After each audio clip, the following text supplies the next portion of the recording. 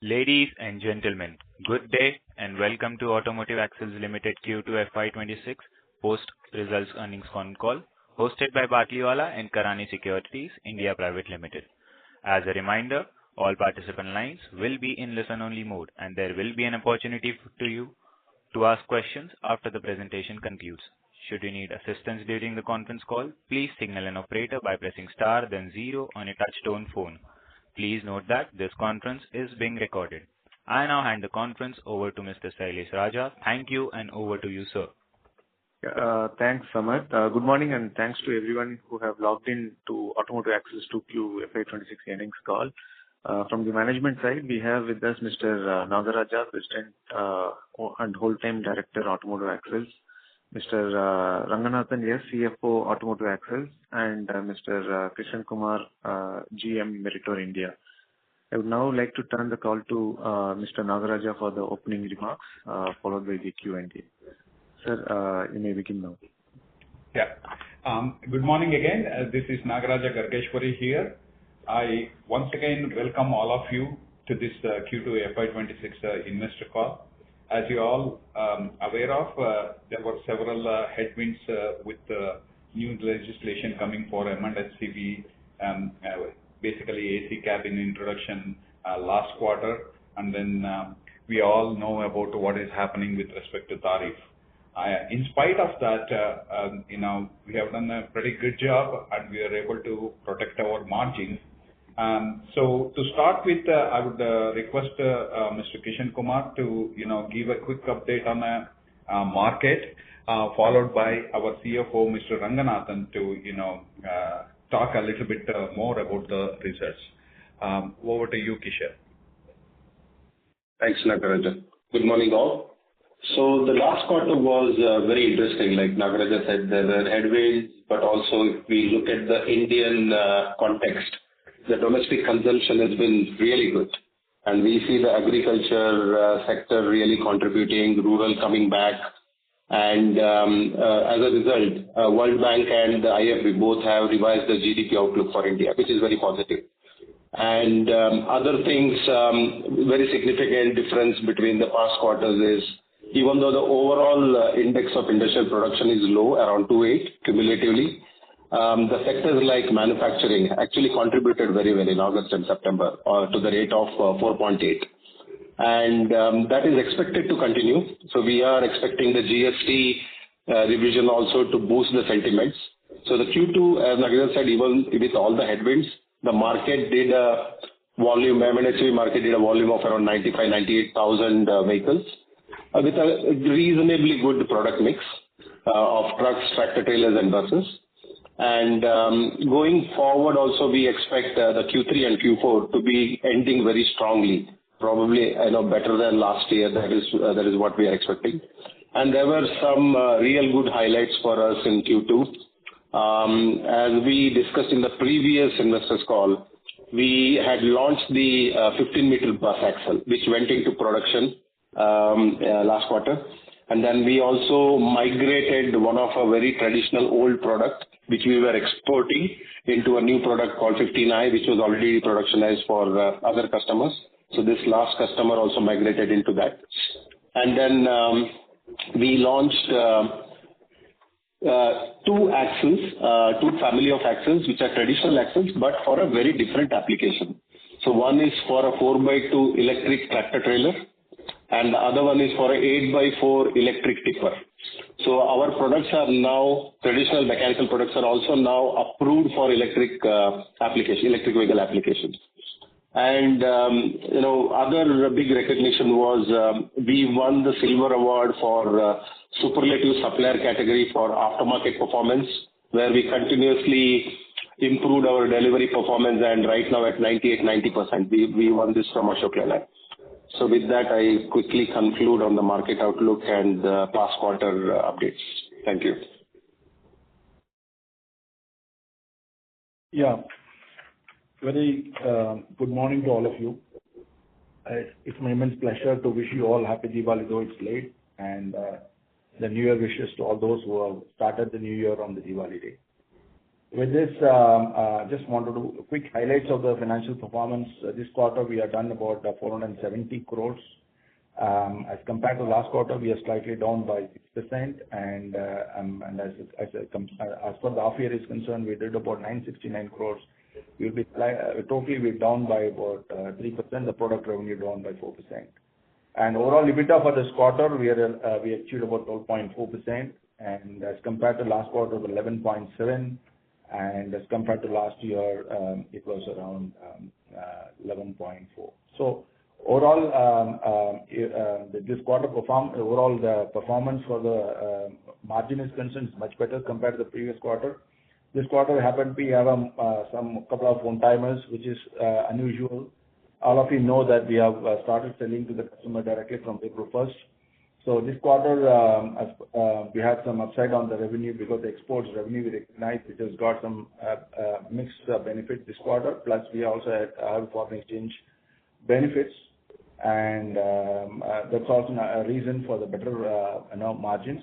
Apart from that, we also had some one-timers, some of the liabilities which are not required to be wrote off. If we remove the exceptions, we will be close to around 11.8%, more similar to last quarter, though the revenue was down. So very high level, and 470 crores, about 12.4%, and the normalized numbers could be around 11.7 or 11.8%.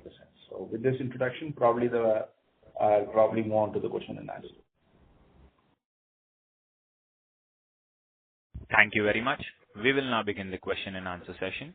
Anyone who wishes to ask a question may press star and one on the touchtone telephone. If you wish to remove yourself from the question queue, you may press star and two. Participants are requested to use handsets while asking a question. Ladies and gentlemen, we will wait for a moment while the question queue assembles.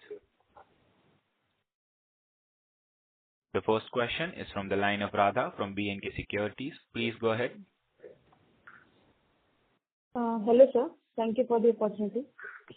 Sir, my first question is that some industry reports are suggesting that the average age of MHCV trucks on Indian roads are at 10 years, which is highest in the past 2 decades.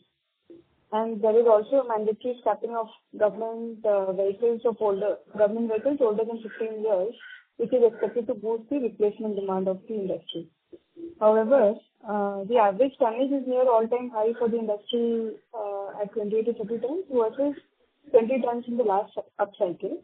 So considering all these factors and also the cyclical nature of the industry, what is your assessment of the replacement demand, and when do you expect this to play out? I'll take that, yeah. You are absolutely right. Your observations and the reports that are suggesting. But in addition to that, a couple of things we need to understand. If you really see the last 3 years, at least, or 4 years rather, the market is around 400, 420 range. And even this year we are expecting the same, and the next year maybe a 3-4% down. So the cyclicality has changed. The nature of the behavior of the market has changed. Now, in addition to all the things that is happening, including the DFC, right, we think the variations from year to year, whether it is plus or minus, that will be very small, which we are already experiencing. So the cyclicality is now, I would say, is within 10%, not like the earlier times when we used to see 15-20% and more. So which means if we are at 400 now with the replacement cycle coming in, the next expected peak is by 29-30, where we can touch 480 to 500,000. And by then, with the support of the domestic consumption, the GDP and everything, even the tonnage carrying capacity also will be required more. In addition to that, we also see the trend of higher HP engines coming in with heavy, more payloads. So all these will probably stabilize around 28, 29, and then we see a peak by 2030. And then we may expect a very different cyclicality, which even now we are trying to simulate. But that's how we think the market will behave in the next couple of years. So you mentioned that next year you expect 3 to 4% down. That is still debatable because this GST sentiment, how that will go ahead, that will be probably defining the overall volume. But our early forecast was we may be around 5%, 6% down, but that may cut down to 2-3%. That's what I'm seeing. And also on top of that, what is important is how we end this year. That will define the next year. Okay. Sir, compared to last 15-20 years, the cycle is changing now. So what is leading to this reduction in cyclicality nature of the MHCV industry?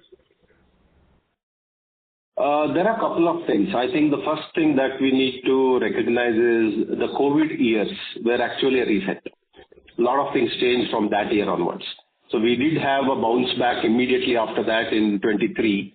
And then after that, the dynamics in the market, the heavy, better infrastructure, GST simplification, the roads becoming much freer in terms of reaching point A to point B, and the heavier vehicles like tractor trailer, that is what we are seeing now. All this is actually meeting the market demand. So that means the 400 level market is able to give what the overall demand is.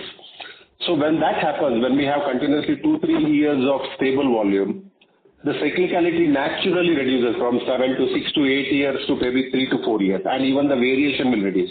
That is what we think has happened in the last couple of years.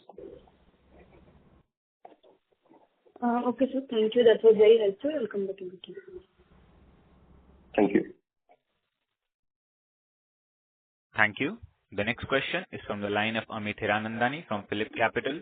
Please go ahead. Thank you, team, for the opportunity. And first of all, we wish all the very best to Ranganathan, sir. Sir has been very, very supportive to us. Sir, my question is basically on your revenue. So MHCV industry production for Q2 grew by 3%, but our revenue dropped. Was this only due to the impact of the tariffs in exports? Maybe I'll take this question, Kishan, you can supplement that. I think, like what Kishan mentioning, there were two things. One is, the product mix. So as you're aware, usually the Q2 is where, because of the monsoon, the tipper sales will be down. So we are very strong in the tipper segment, that to some extent affected our top line. And apart from that also, we see that quarter to quarter, different customers, have a different, sales.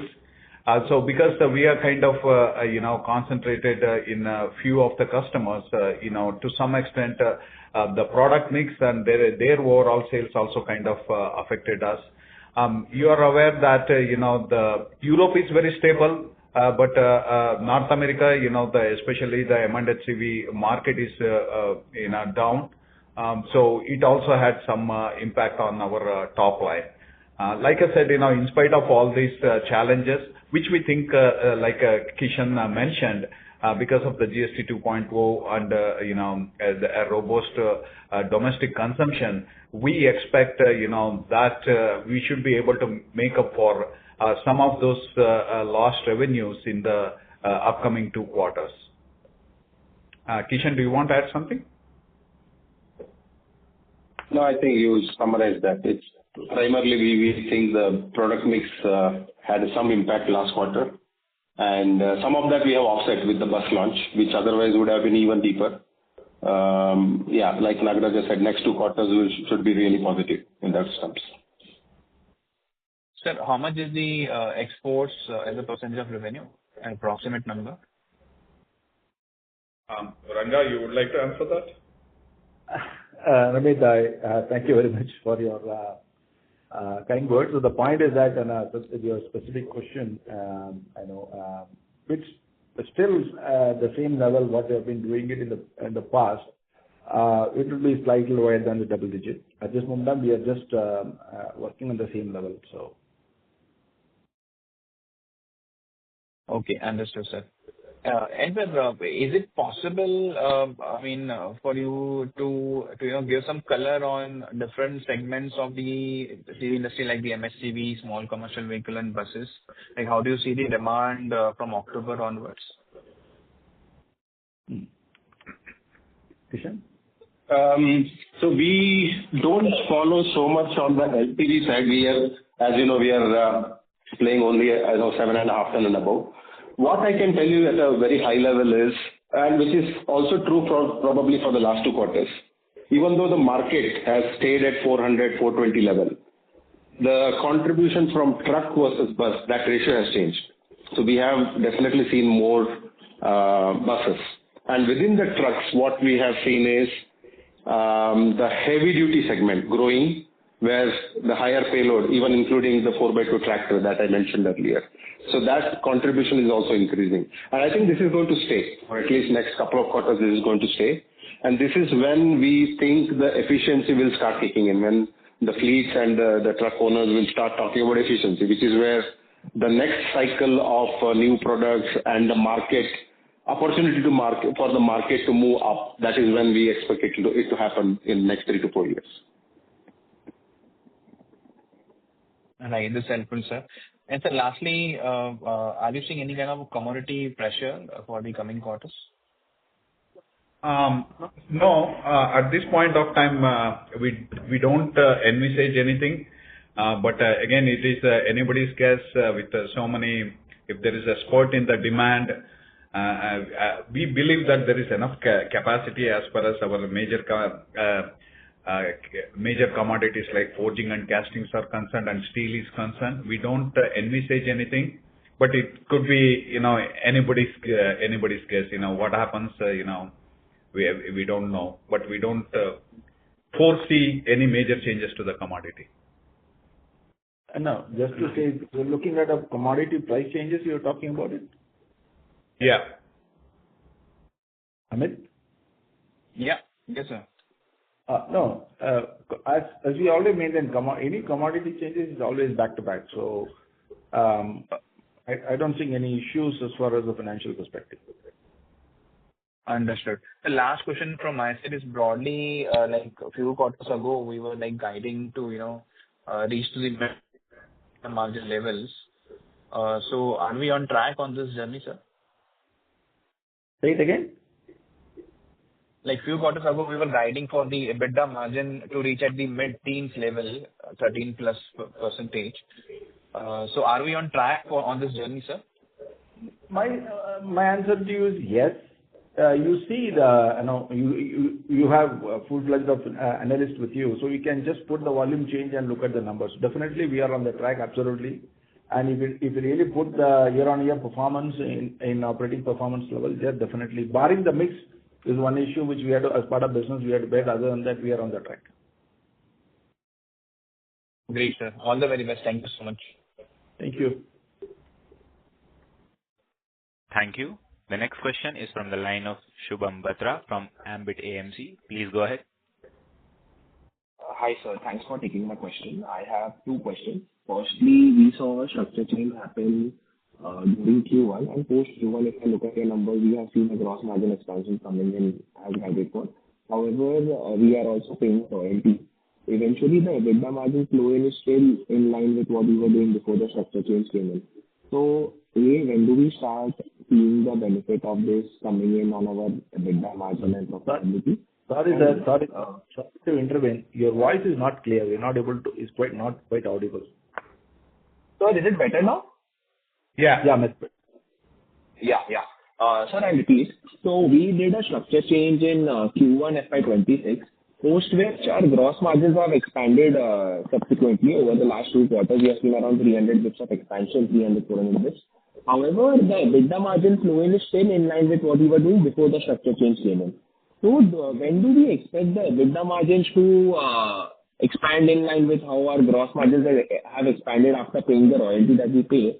And secondly, you highlighted that there is very good demand in the tractor-trailer segment. Do we have any plans of entering the dead axles business which are used in the tractor-trailers? Probably I'll take the first question as far the margin is concerned. See, operating margin, we have a very specific target, and we need to work on it. That you really see performance on the operating margin level. Secondly, is about a couple of factors I just wanted to bring a perspective to you. One is about the volume, which has a bearing impact on the fixed cost. So definitely that is one of the elements is affecting the EBITDA, point number one. Point number two is about the mix. So these two elements is probably have to manage it. Next 2 quarters, you really see that as volume picks up much better compared to the first 2 quarters, you will have the bearing benefit to the EBITDA also. And other side, probably Kishan can answer. Yeah, sure. So we are talking about the trailer axles here, so which you mentioned as the dummy axle. So in the industry today, even though the tractor numbers are increasing, the trailer market is still very, fragmented. You have only 1 or 2 big players in the market who understand the technology, and they appreciate companies like probably us, because we also have trailer technology with us globally. And we did do a very deep analysis on Indian market, the product, and we do have the product on drawing. But to enter into this market, I think the market has to really mature in terms of the safety concerns that the industry has with tractor-trailer applications, the increasing speeds, and some of the other elements. And also to add here, trailer axle is always clubbed with the trailer suspension. So then it becomes very strategic whether we want to get into suspension. So these are under evaluation. We are discussing and very closely monitoring how the industry is moving. Our first priority was to have the trailer live axle available, and that's what exactly we did in the last couple of years. So we ensured that when the trailer market comes back, we do have the right brakes and the axle for the prime mover. And then comes the trailer. Probably in the coming couple of quarters, we'll see how it moves, and then we will have our strategy ready for it. Correct. But sir, if we, in case you highlighted that we have the tech for it, so in case we decided on entering that segment as it's a growing one, it would not take us substantial time to come up with a product, right? We can launch it in the market in, let's say, a year's time once we decide. Probably over a year, because we do have to do our own validation, which can go up to 12 to 18 months. But definitely it will be much faster than probably developing something from the scratch. Got it, sir. Got it. Thank you.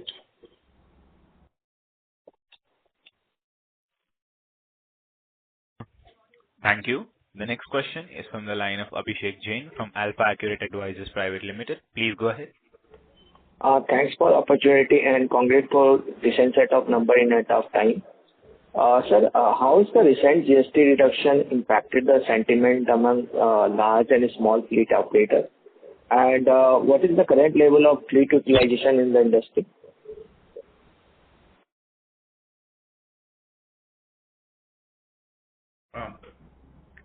Kishan, you want to take that? Yeah, the first one is still work in progress. I think we are not yet seeing a real. Of course, the sentiments are positive, but I don't think they are contributing to the numbers yet. It will take couple of more, at least 1 or 2 quarters more, to see really what is that impact. And that is why I said we are upbeat. We do think we will end up better than what we forecasted in the beginning, at least by 5%. Let's be very optimistic there. Beyond that, I think it is very hard to say right now. There's a lot of other elements will also play in. The input-output GST is something, every company is evaluating once we move into these 2 slabs from the 4 slabs. So I would say it will take a little bit more time for us to have a better feel for it. And what is the current level of fleet utilization? I don't have exact numbers, but what I know, knowing by the number of old vehicles and their usage versus the new vehicles in the last couple of years, fleets are actually good fleets. Let me clarify myself. Good, efficient fleets have actually improved their productivity at least by 5 to 10% in the last couple of years, and that's been very consistent. So one reason for that, of course, is the good infrastructure, but the second one is they have also understood overloading is not anymore going to help them if they really want to be quicker, faster, and without much downtime. I think combination of that, I would say about 75% is right now with the fleet utilization is with the good fleets. One area which we are still struggling is the loading unloading, and that's where we are expecting this tractor trailer changeover may help some segments, may not be all segments, but some segments. Okay. And how much the impact of the DFC in overall MSCVG volume? And plus that, there's also another issues with the slowdown in the export. So how much impact on the tractor trailer segment because of this? I'm sorry, but are you relating export and tractor trailers? I didn't get that well. Yeah, actually, just wanted to understand about that in a heavy duty trucks, how much impact of the total because of this slowdown in the export, and how do you see the volume is by? I don't think there is a direct impact on the heavy duty segment because they are all domestic consumption. And if you are talking about the export from land to port, that I don't think that has got a big impact because of the reduction in export. At least we have not seen that in our company. Okay, and impact of the DFC in the overall MSCVG volume? Your voice is little breaking up. Sir, just wanted to understand how much impact of the DFC in overall volume, dedicated freight corridors? Yes. In the long run, two things we have to understand. It's not just DFC. The other thing is the efficiency, fuel economy, fuel efficiency, and the productivity in the industry. I think combined, it may have around 7 to 8% impact in the long term. Right now, we don't see that much, but once everything is established in the long run beyond 29, 2030, it may be a 7 to 8% impact, but that will be taken care with the natural increase in demand. So I don't see, it is probably a neutral impact for us. Okay. And my last question on the share of business in the different OEMs like the Soklelen, Mahindra and Mahindra and other Daimler and all.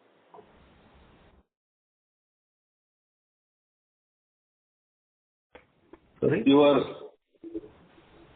SOB, you mean your question is on the share of business with these customers? Yeah. Yeah, we are maintaining this for the last several years. We are between 60 to 70% with Ashok Leyland, of course, and then very high double digit with Mahindra and Daimler as well. Thank you, sir. That's all from me.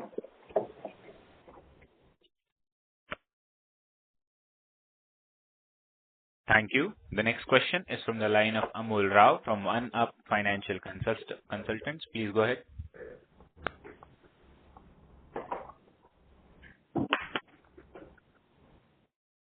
Hello, Amol. As there was no response from this participant, we will move on to the next question. The next question is from the line of Nikhil from Simple. Please go ahead. Yeah, hi. Good morning. Thanks for the opportunity. Hello. Am I audible? Yes. See, you did explain on the sales side, but I still want to understand it a bit better. So if we do a sales bridge between last year and this year, we didn't have the export benefit which has come in this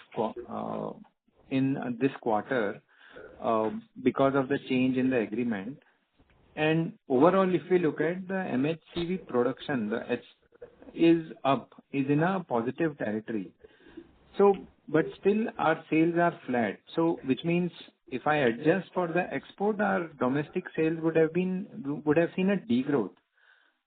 Can you just help me understand this difference in what is the production on domestic and what our sales is getting reported ex of export business?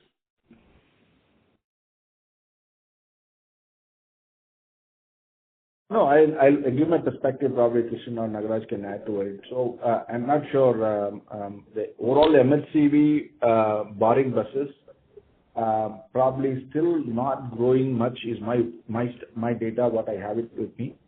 And, probably bus segment, we are in the process of penetrating it with initially what Krishnan told us, the new, model introduction and all this stuff. So, that's one clarity I just wanted to give it to you. I think we are more or less, if we really core segment we are going it, I think we are in line with the market as far as the growth is concerned. And as far as other questions are concerned, probably, that's basically is what your main understanding is required. I think anything else, probably Krishnan, you want to add something? I would put it this way. Yeah, if we had a same level of export like the previous year, we would have probably outperformed.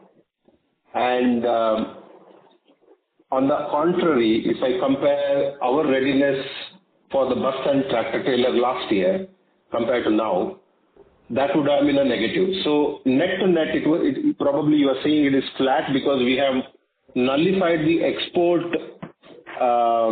impact by launch of the new products for the segments where we would have hit by the product mix issue. So probably that's why you are seeing the domestic market alone, the growth, what Nanga mentioned, and our performance is almost on par. But sir, even if I adjust for the new product introductions, and as we said, Ashok Leyland is our largest customer, and then Mahindra, and if you look at their production numbers for the quarter, they are both in the positive territory. So if I adjust for the new product, then also those number will, like, it seems we are negative, like, because for both of them, if I look at their production numbers are up by 6 to 7% on an average for the quarter. So have we lost market share with these guys? Is it? No, that's exactly what I was trying to draw a parallel. The product mix has helped. I would put it this way: the difference what you're seeing on the downside, that would have been bigger if we did not have the product. So that has bridged some gap. Yes, you are right. We are still on a 2% probably lower than the overall market growth. That 2% is where we still have a product gap. Where Ashok Leyland did more buses where we are not today present. That is where we are coming in. And on the tractor trailer, we had less number of axles and less number of brakes, because that is a natural shift. So for Ashok Leyland, it is a number of vehicles are increasing, but our axles will be 1 instead of 2 or 2.5. Okay, so you mean to say that their production has increased, but the number of axles which we were providing, that volume has come down, is lower. Naturally. Because if you look at 4x2, yes, naturally. If you look at 4x2 tractor versus an 8x2, in 8x2 we will have 2 axles and 4 brakes. In a 4x2 it is just half of it.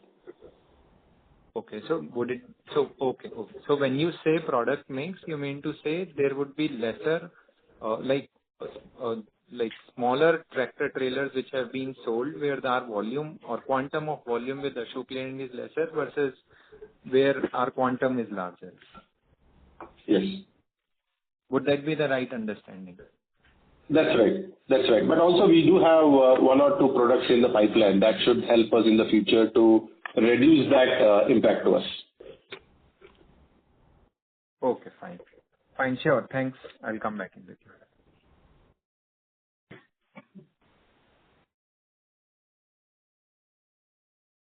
Thank you. The next question is from the line of Nishi Shanklesha from Sapphire Capital. Please go ahead.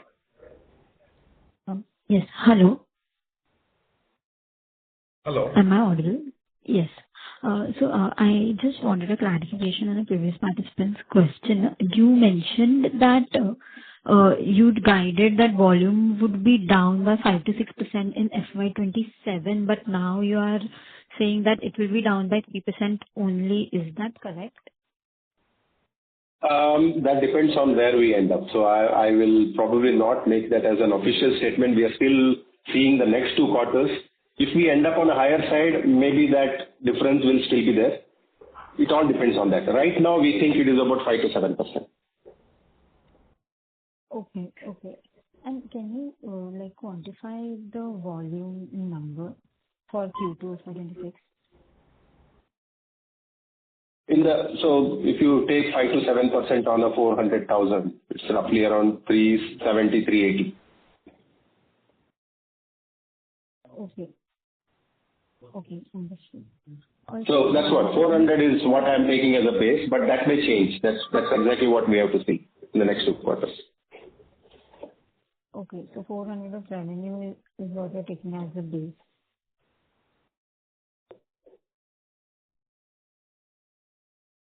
Oh, is that right? 400 revenue you're taking as a base, right? Not revenue, ma'am. It's the M&HCV volume. Okay. Okay. Got it. Also, so you mentioned that EBITDA margin will reach mid to teen levels. Can you give a timeline by when it will reach that level?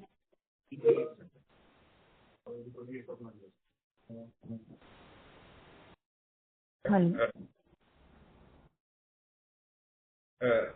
Ranga? So can you say it again? Sorry. Yeah, you mentioned that we are on track to reach EBITDA margin to mid-teen levels. Can you, like, give a timeline by when we will reach that level? No, that's what I'm saying. We need to, in terms of run rate, yes. We are just hoping that, the volumes will come back. If the volumes too good, you can even see the kind of run rate in the next quarter also. It depends on the market volumes. We also need to have the when you look at operating margin, you'll definitely reach the run rate, but in terms of EBITDA, it's more about the fixed cost absorption impact. So definitely, we have ideal model in our system internally to measure that 13%. So mostly probably if market comes back to the normalcy as in 2023-24, you will definitely see it much better than what we have planned. Okay, understood. And my last question is, in the previous call, you mentioned that we are going to launch 13.5 meter and 15 meter coach axle and 9 meter bus axle. Do you have any update on that? Vishen? Yes. So the coach axle, we launched it in the Q1. That went into production in Q2. We are doing significantly good ramp up on that. And on the 9 and 12 meter axle, it is in the testing. We have actually a little slowed down because we want to really understand how the electrification of buses play here. If it is moving faster than what we expect, maybe in the next 3 to 5 years, the diesel in the 9 to 12 meter segment may not be so much. So we really want to understand that aspect and ensure our product will be ready for that electrification also. Okay. Understood. Thank you so much. Thank you. The next question is from the line of Ravi Purohit from Securities Investment Management Private Limited. Please go ahead. Yeah, hi. Thanks for taking my question. So just wanted to understand this a little better because I think, since this change happened between Meritor HVS and our arrangement, after the shareholders voted out the earlier arrangement and the new arrangement was put in place, and all the sales were supposed to be routed through the listed company. Now, basically what it should have meant is that the top line should have gone up, by that much amount, right? I would assume at least by 6 to 7% or 7 to 8%, just because of the change. Now this quarter we see there is a decline in our revenue. So should we understand that had this arrangement not changed, we would have actually reported a 15-20% decline in revenues, even when the industry volumes are flat to positive? There is something missing here. We are not able to kind of correlate the numbers that we are reporting on the sales side. I am not talking of margins here. I am actually discussing only the sales part of it. Yeah, I'll take that, and probably Kishan and Ranga add to that. Again, We have several, pieces to that. I think we have been repeating that. One is, just now Kishan mentioned, our exports, it has got affected with the current tariff condition, and even before tariff condition itself, the U.S. market is down by 30 to 40%. You must have heard it from other people also. So there is one that impact, and also like I said, while the industry numbers will remain flat, the share of business between different OEMs, will kind of impact our top line, and that also kind of added to that. Okay, so if the all the OE share of business, if it had stayed same and the industry volume would have stayed same, definitely like what you are saying is, the sales of whatever that 4 to 6 to 7%, we would have seen the top line. But unfortunately, that is not as happened. So it is just more of a timing when the sales is started happening through automotive axles itself, and then market went down, and that's why you are not seeing that change. When the normalcy comes back, you are going to see that effect of bringing in the sales to the automotive axle. So I'm still not clear. I'm sorry to repeat this, sir. You're saying industry normalcy, meaning the industry is okay. There is a problem with our products, or? Sorry, the industry, when you are looking at the overall M&HCV volume, but if you go out and look at the share of business for each of the OEM, it is changing. And also, like what Kishan mentioned, product mix is changing. Some, there may be more vehicles coming out of the bus where we may not be present. And then also the tipper where we supply 2 axles versus tractor we supply 1 axle, that is also have an impact. So this is a kind of a transition time. Everything is happening. That's why we are telling you that in next 1 to 2 quarters, this quarter and by probably definitely next quarter, this normalcy will come back, and you are going to see that additional benefit what you expected to see in the top line. So, just to kind of, sir, add further on this point. So if earlier the exports used to be never booked on our books, right? We used to never book the revenues on exports on automotive axles books. The exports were predominantly taken care of by Merit or HVS. That is wrong. That is wrong. We always manufactured. It was just like any other domestic sales. It was routed through the Meritor. Correct. Definitely, but we still had our share of, revenue out of exports. Okay.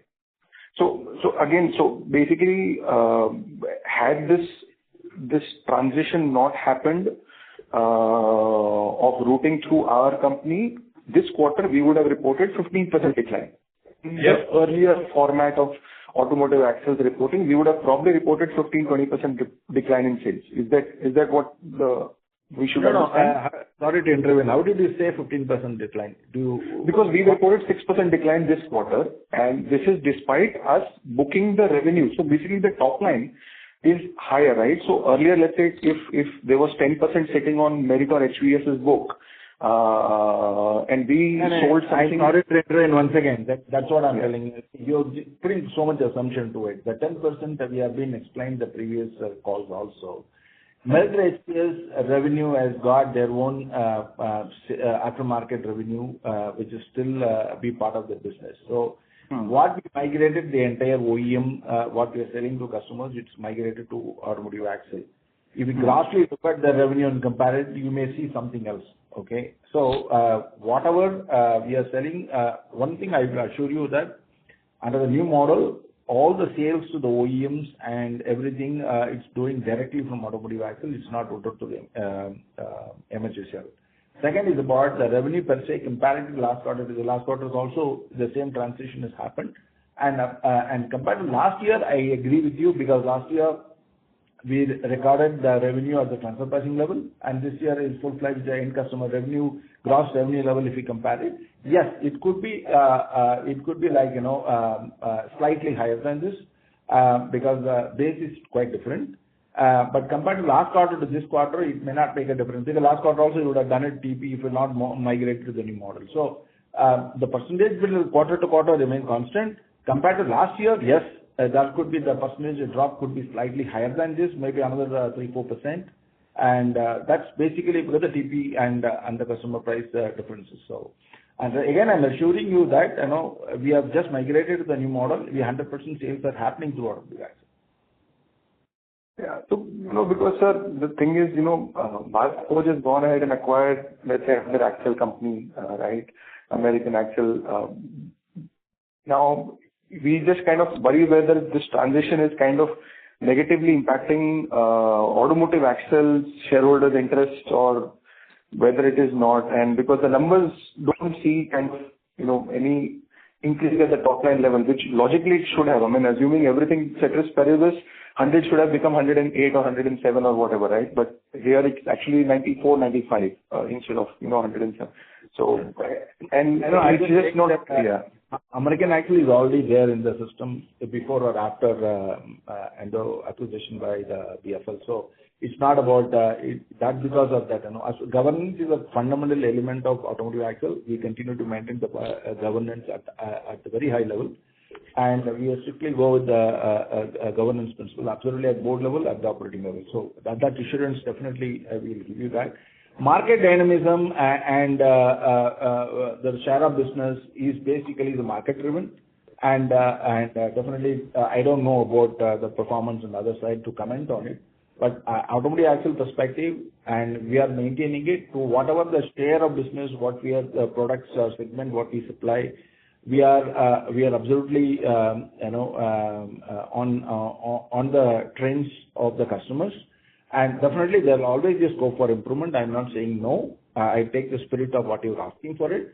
But there's nothing to do with the American Axles or any other governance issue. I'm assured that shareholders' interest of this organization is utmost concern for us. And we never do anything against shareholders' interest. And that probably I can just give you the assurance about that. It's not about an outside. I don't want you to get too much concerned that is there anything happening over and above what you see. The answer is may not be, but definitely we are on the top of the governance. Okay. And so just one last question. I think in the Sorry to interrupt, Ravi. Actually, to ensure that the management will be able to address all the questions from all participants, we need to Okay, no problem. I'll get back in the queue. Thanks. Yes, thank you. Ladies and gentlemen, in order to ensure that management will be able to address questions from all participants in the conference, kindly limit the questions to 2 per participant. Should you have a follow-up question, please rejoin the queue.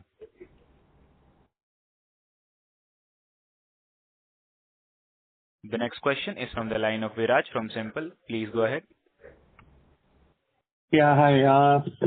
Just a follow-up on, the previous participant questions. Now, see, if you look at our conversation in Q1, what we said that we couldn't map the export billing altogether, and that should fully reflect in Q2. Now, roughly on an average, we are doing around 60 crores of quarterly exports.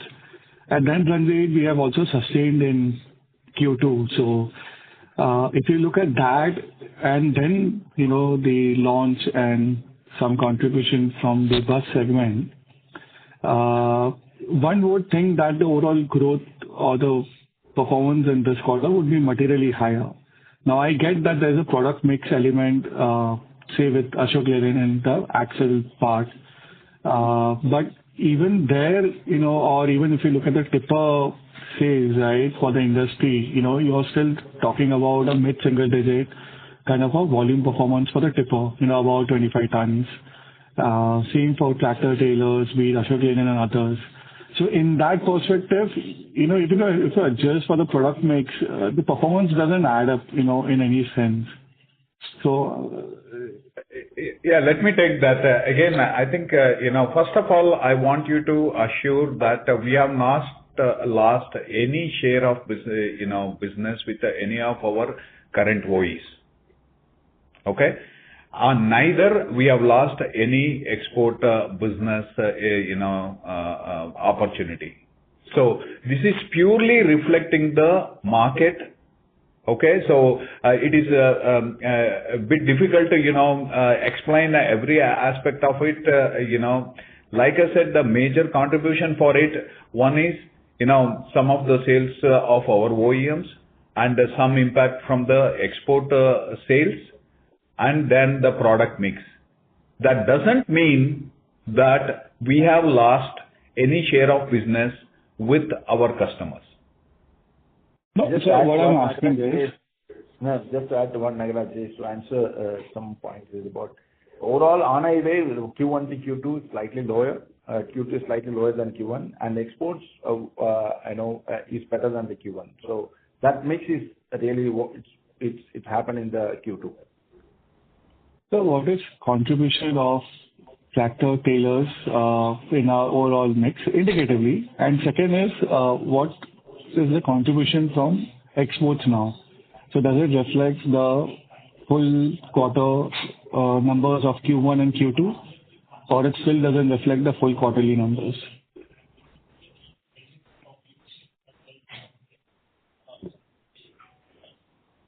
Hello?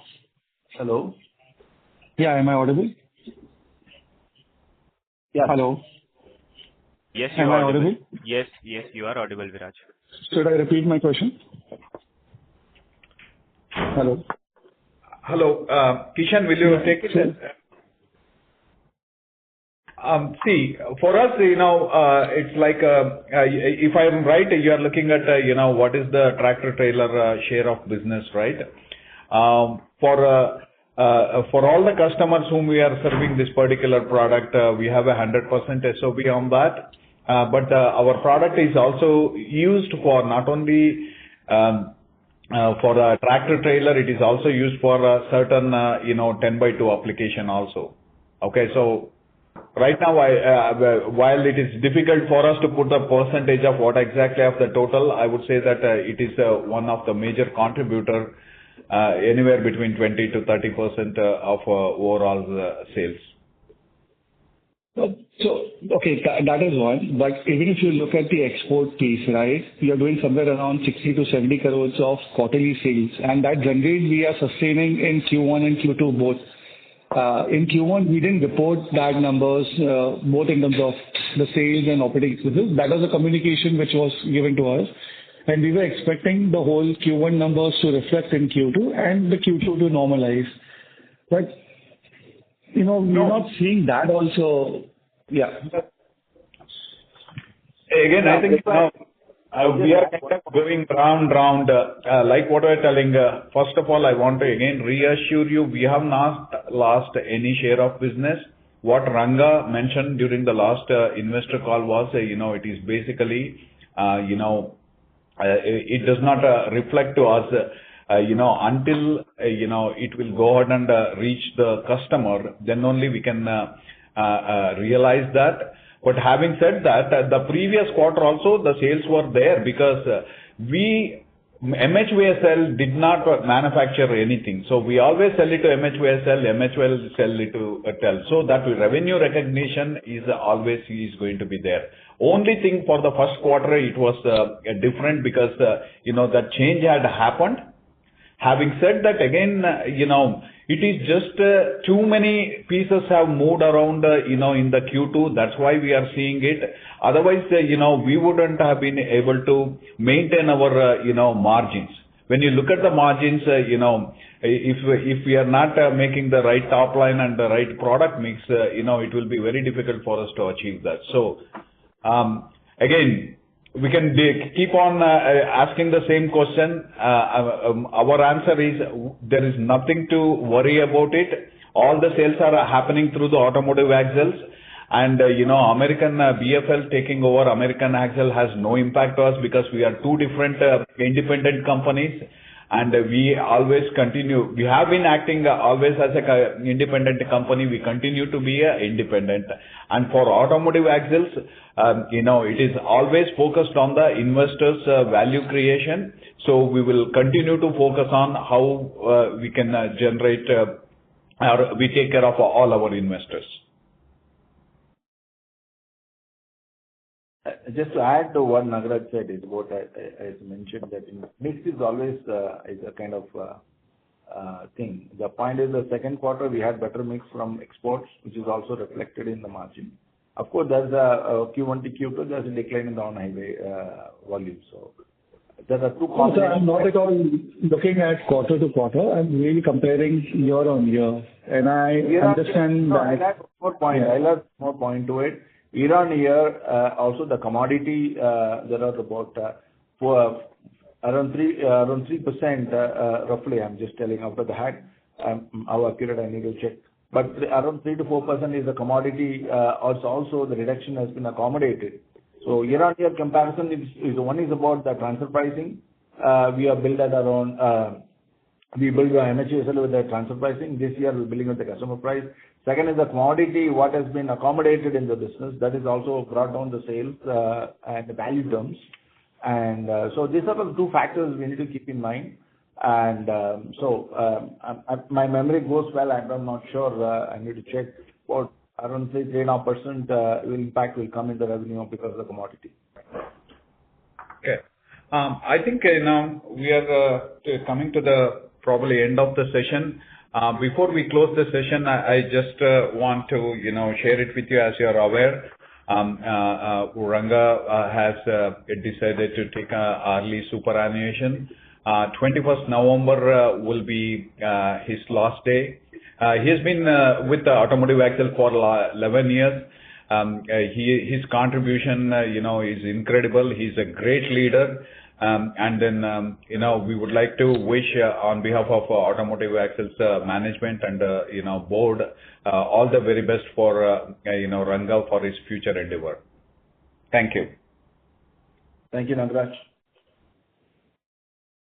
Thank you. Ladies and gentlemen, in order to ensure that the management will be able to address questions from all participants in the conference, kindly limit the questions to one per participant. The next question is from the line of Saket Kapoor from Kapoor & Co. We'll take it as the last question, please. Yeah. Namaskar, sir. Hope I'm audible. Namaskar. Yeah. Thank you, sir, for the opportunity. Sir, if you could just help us with the tonnage. I missed your earlier commentary, so sorry for the sake of repetition. How have the tonnages saved? And there is a improvement in the margins that we see for this quarter. So how sustainable are those? And some color on how H2 should be shaping up in terms of, I think, the Q3, Q4 are much better than what the first half are. And then I have a bookkeeping question also. Okay. So I'll give a little bit of perspective. If you see operating margin level, we are consistently doing better. And that run rate will continue, will improve. And point number 2, as far as the EBITDA perspective is concerned, I already mentioned in the initial, the beginning of the call, we had some one-time benefits. We had some write-off some balance liabilities is no more required. Plus, we had some FX benefit, and because the recording of last quarter to this quarter, we had some FX benefit this quarter.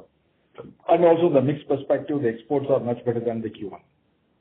So overall basis, the one-timers has given some 0.4% benefit, and mix and FX would have given another 3.4%. If you really look at the volume is down to more, compared to the Q1 by 6%, since the marginal more or less remain constant in spite of the fixed cost absorption impact. So next quarter, the guidance will be to the volume. Definitely, you will, as per the Q1 or better than the Q1. The volume goes up, definitely the leverage on the fixed cost will definitely see the EBITDA margins.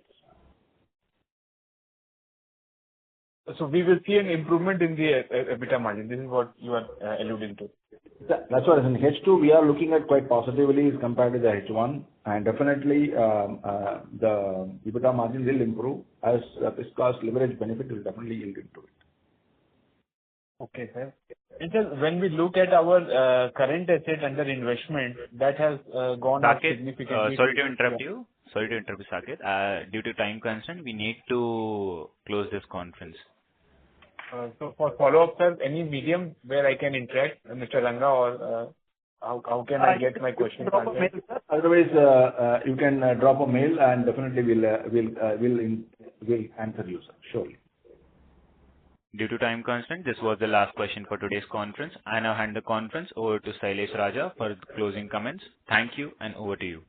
Yeah, thank you all. We especially thank the Automotive Axles team. So now, sir, would you like to give any comment? No, one last thing. Oh, yes, probably Ranga, you go ahead. Yeah. Just I want to give one thing to all the investor community, then Nagaraj can give a closeout. See, with 11 years of existence in this organization, I'm super honored. I think thank you very much. A lot of support I get from all the analysts and investors, and it's a lot of learning experience for me, enriching how the market is looking at the performance and what type of expectations. So always that helped me to play my role better. Thank you very much, each one of you. And secondly is about, as far as the organization perspective, I just want to reassure saying that this organization is very highly ethical and governance oriented at all levels, right from the board to the bottom line. So everything we do, we'll keep in mind of the interest of the shareholders and interest of the investors, and we will ensure that we bring the best governance in the organizations.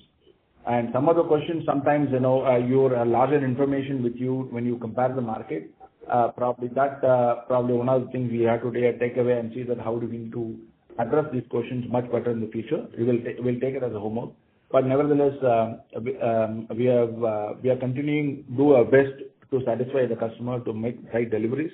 We are trying to fight for our share of business, and we are working with the long-term agreements with the customer to ensure that we sustain and grow in the share of business with all our customers. And as we have been last 5 years, we have been working on a lot of strategic initiatives in terms of improving the cost and improving the margins. That effort will continue under the leadership of Nagaraj and Kishan, and I'm just assured this organization will go much higher levels in the coming quarters. Nagaraj, over to you. Yeah, no, I think you summarized it very well. Again, to reassure, when this, lot of moving pieces, they fall into the place, you are going to see all the benefits that is coming back to you, both in terms of top line and also bottom line. Once again, thank you very much for having confidence in Automotive Axles, and looking forward to your continued support. Thank you. Thank you. On behalf of B&K Securities India Private Limited, that concludes this conference. Thank you for joining us, and you may now disconnect your lines. Okay. Thank you. Thank you.